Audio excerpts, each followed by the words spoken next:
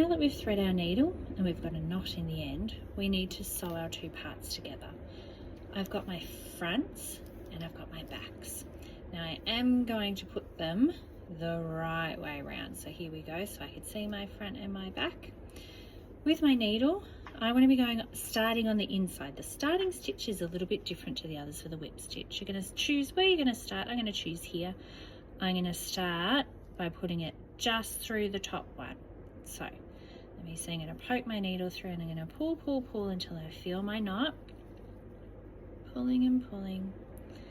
There we go, I felt my knot. Now I'm going to tuck my little tail in.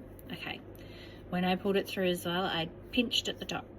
Okay, we're going to whip it around. That's how we're going to do our whip stitch. So it's come out the top here, so now I'm going to get my needle and make it go around to the back.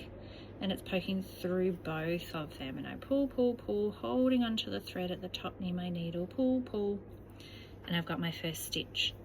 So I'm holding there again. I'm going to get my needle and I'm going to go to the back again. So back it goes, and it's going through both pieces, pull, pull, pull, holding at the top there, pull, pull, pull until it gets to the edge. Not pulling too tight because it'll get all buckled, but I'm also not leaving it too loose.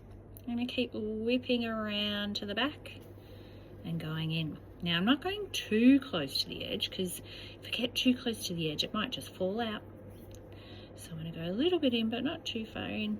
I'm going to pull, pull, pull, pull. Now if you want to try to make your stitches even, you can. If you want them to be different, it doesn't really matter. If they just kind of turn out how they turn out, that's okay as well. So I'm going to keep going with our whip stitch all the way around, leaving a gap. So I'm going to leave a gap probably from there to there.